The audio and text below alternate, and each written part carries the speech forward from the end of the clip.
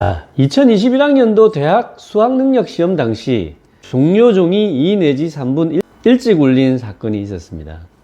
방송 담당 교사의 실수 때문에 벌어진 일인데, 각 교실 시험 감독관들이 일단 시험지를 걷었다가 잘못을 인지하고 다시 수험생들에게 시험지를 다시 나눠주고 문제를 풀도록 했지만, 추가 시간이 정확하게 몇 분 주어지는지도 정하지 않았었다고 합니다.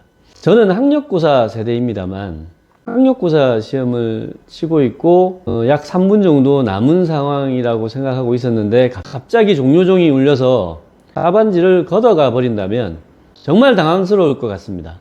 직접적으로 특정 대학의 당락 여부를 바로 가늠할 수는 없지만, 수능 점수의 하락으로 인해서 원하는 학교에 갈 수 없게 되거나 또는 세수, 삼수 등을 해야 된다고 한다면, 그로 인해 겪게 되는 그 수험생의 정신적 고통, 그리고 시간, 비용, 경제적인 피해 등까지 생각하면 정말 그런 어처구니 없는 일은 좀.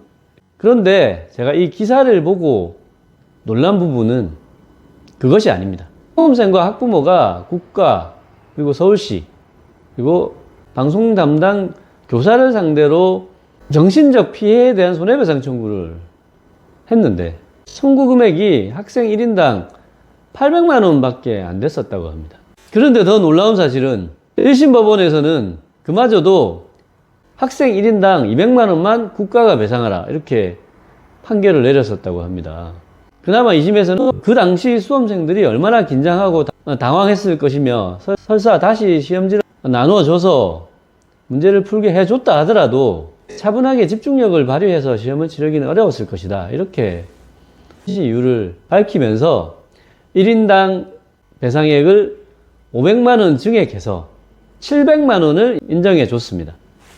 그래서 형식적으로는 800만 원 청구해서 700만 원 인정해 줬으니 저는 성공한 케이스 아닌가, 이렇게 생각할 수 있지만, 만약 내가 그 현장에서 수험생으로서 그런 상황을 겪었다면 그로 인한 정신적 피해가 고작 700만 원 또는 800만 원의 배상액으로 위로될 수 있는 금액인가 하는 의문이 들 수밖에 없었습니다. 그와 비교해서 특히 우리나라는 정신적 피해에 대한 손해배상액, 위자료를 지나치게 적게 인정해 준다는 생각을 지울 수 없습니다.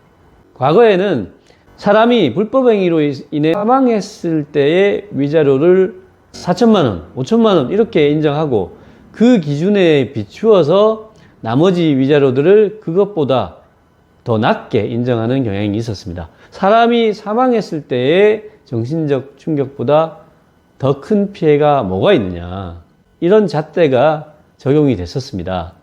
그런데 점차적으로 사람이 사망했을 때의 정신적 피해에 대한 손해배상액이 5천만 원, 6천만 원 밖에 안 된다는 부분에 대해서 계속적인 비판이 가해지자, 최근에는 일반적인 불법행위로 인한 사망 시 정신적 피해에 대한 위자료 금액이 1억 원까지는 상승했고, 또 특별한 사정이 있는 경우에는 1억 이상의 위자료가 인정되는 경우도 있습니다. 특별한 사정이 있는 경우, 예컨대 가해자의 불법성 또는 비난 가능성이 굉장히 큰 사건들의 경우, 음주운전이나 난폭운전과 같은 그런 특별한 사정이 있는 경우, 몇몇 특별한 사정이 있는 사례의 경우에 위자료 액수가 조금씩 증가하고 있는 것은 맞습니다. 그런데 그런 아주 특별한 사정이 있는 경우가 아니더라도 통상적인 불법행위로 인한 정신적 피해의 경우에 인정되는 위자료 액수를 조금 더 상향하는 것이 맞지 않느냐. 실제로 그 당시에 내가 그와 같은 상황에 처해서 받을 수밖에 없었던, 누구라도 입었을 것으로 생각하는 정신적 피해에 대해서는 좀 제대로 그 피해를 평가해 줬으면 좋겠습니다.